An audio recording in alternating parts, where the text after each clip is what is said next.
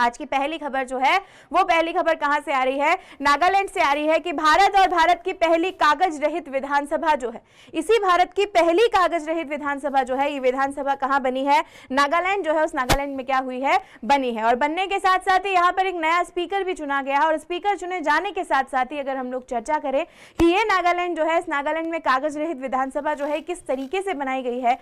किस पोर्टल की सहायता से बनाई गई है, उसके बारे में भी हम लोग प्रश्न के माध्यम से क्या करेंगे, चर्चा करेंगे। और उसी के साथ साथ झूलन गोस्वामी, अभी थोड़े दिन पहले ही इन झूलन गोस्वामी का हम लोगों ने नाम जो है वो नाम सुना था। हमारी इंडियन क्रिकेट टीम और इंडियन क्रिकेट टीम की एक बहुत ही बेहतरीन बॉलर के रूप में ये जाने जाती हैं। यही झूलन गोस्वामी जो है, इन्होंने महिला क्रिकेट वर्ल्ड कप में 200 वनडे खेलने वाली दुनिया की दूसरी महिला क्रिकेटर का खिताब अपने नाम कर लिया है, महिला क्रिकेट वर्ल्ड कप। और यही महिला क्रिकेट वर्ल्ड कप जो है, इसी महिला क्रिकेट वर्ल्ड कप में 200 वनडे खेलने वाली पहली नहीं बल्कि कौन सी, दूसरी महिला क्रिकेटर जो है, उस दूसरी महिला क्रिकेटर का नाम जो है वो नाम दर्ज कर लिया है। और जानते हैं कि ये खिताब, अब आप सभी लोग कहीं ना कहीं एक चिंता के विषय में होंगे कि मैम दूसरा बता दिया, अब पहला जो है वो पहला कौन है। तो पहला आप लोगों को क्या करना पड़ेगा, सर्च करना पड़ेगा। कुछ बच्चों ने तो आंसर भी मुझे दे दिया है, वेरी गुड, वेल डन। चलिए तो अगली खबर हमारे सामने है। कल थी 20 मार्च और 20 मार्च को विश्व गौरैया दिवस जो है, ये विश्व गौरैया दिवस भी क्या किया गया है, मनाया गया है। क्यों मनाया जाता है ये विश्व गौरैया दिवस, प्लस इस दिवस की शुरुआत जो है वो शुरुआत कब से हुई थी, गौरैया जो है वो गौरैया किस प्रकार का जीव है, क्या उसकी संरचना है, क्या उसका वैज्ञानिक नाम है, इन सभी पहलुओं के बारे में भी विस्तार से जो है वो विस्तार से क्या करेंगे, चर्चा करेंगे। और उसी के साथ साथ Narendra Modi global leader approval tracker morning consult की ओर से जारी एक सूची में, अब कहते हैं ना कि जहां पर लोकप्रिय नेताओं की सूची की बात होती है वहां पर हमेशा मोदी जी जो है वो छाए रहते हैं। और एक और संस्था जो है, उस एक और संस्था ने कहीं ना कहीं सर्वे करके इस सूची को फिर से जारी किया है और उसका नाम है global leader approval tracker morning consult. और इसकी ओर से जारी जो ये लोकप्रिय नेताओं की सूची है, इसमें एक बार फिर पहले स्थान पर, टॉप पर जो है वो, टॉप पर कौन से नेता रहे हैं, टॉप पर जो नेता रहे हैं वो है हमारे भारत के प्रधानमंत्री नरेंद्र मोदी जी। और उसी के साथ साथ महाराष्ट्र सरकार का एक नया फैसला, लता मंगेशकर जिन्हें हम लोग कहीं ना कहीं हमारे भारत की स्वर कोकिला कहते थे, और उनकी एक क्षति जो है वो क्षति कहीं ना कहीं म्यूजिक इंडस्ट्री में एक बहुत बड़ी क्षति जो है वो मानी गई। उन्हीं लता मंगेशकर की याद में महाराष्ट्र सरकार, ठाकरे सरकार जो है, इन ठाकरे सरकार ने अंतर्राष्ट्रीय कॉलेज, इंटरनेशनल कॉलेज और म्यूजियम जो है वो म्यूजियम स्थापित करने की योजना बनाई है। अब इस म्यूजियम को और इस कॉलेज को बनाने के लिए क्या क्या महत्वपूर्ण फैसले जो हैं वो फैसले लिए गए हैं, और फैसलों के साथ साथ उन सभी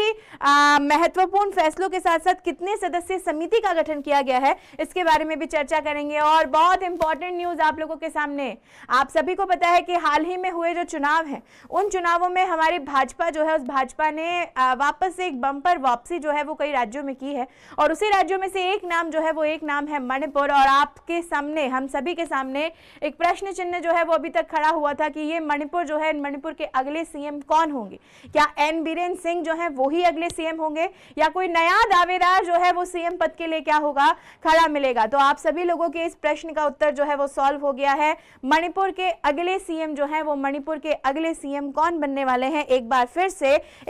से एन बीरेन सिंह जो है वो मणिपुर के सीएम जो है वो सीएम बनने वाले हैं। ठीक है, उसी के साथ साथ 2022 का पहला साइक्लोन,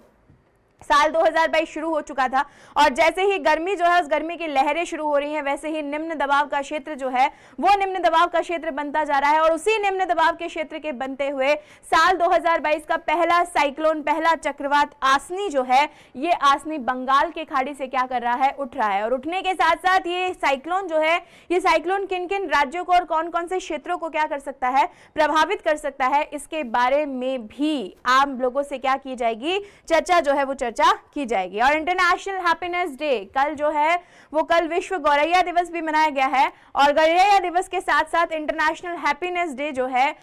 विश्व कहते हैं विश्व प्रसन्नता दिवस जिसे हम लोग कहते हैं, वो प्रसन्नता दिवस भी मनाया गया है। इस प्रसन्नता के क्या मायने हैं, ठीक है। इस प्रसन्नता के क्या मायने हैं, और जब एक सर्वे किया गया और ये पूछा गया कि महिलाएं ज्यादा प्रसन्न रहती हैं या पुरुष ज्यादा प्रसन्न रहते हैं, तो उन्हीं महिला और पुरुषों की जो सूची है उस सूची में किनमें ज्यादा प्रसन्नता दिखाई दी, कौन से काल में ज्यादा प्रसन्नता दिखाई गई, ऐसे ही एक सर्वे के बारे में आज क्या करेंगे, चर्चा करेंगे। और पंकज आडवाणी, इन्हें आप सभी जानते होंगे, इनका नाम कई बार हम लोग अपनी क्लास में क्या कर चुके हैं, पढ़ चुके हैं। और यही पंकज आडवाणी जो है, इन्होंने मार्च में 8वीं बार एशियन बिलियर्ड्स चैंपियनशिप जो है, ठीक है, एशियन बिलियर्ड्स चैंपियनशिप जो है, ये चैंपियनशिप 8वीं बार क्या की है, जीती है। बिलियर्ड्स जो कि एक खेल प्रतिस्पर्धा है, उससे जुड़े हुए ये क्या है, खिलाड़ी हैं, और इन्हीं खिलाड़ी के द्वारा 8वीं बार इस चैंपियनशिप को क्या कर लिया गया है, एक बार फिर से जीत लिया गया है। और 35वां सूरजकुंड अंतरराष्ट्रीय शिल्प मेला,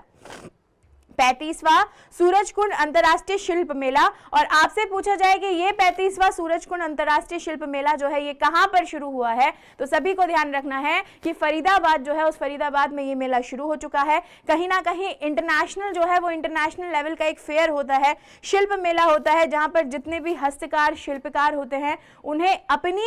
जो कहते हैं ना कि अपनी जो काबिलियत होती है, अपना जो टैलेंट होता है, उस टैलेंट को दिखाने का एक मौका मिलता है, ताकि बाजार तक उनका वो टैलेंट जो है वो क्या हो सके, पहुंच सके।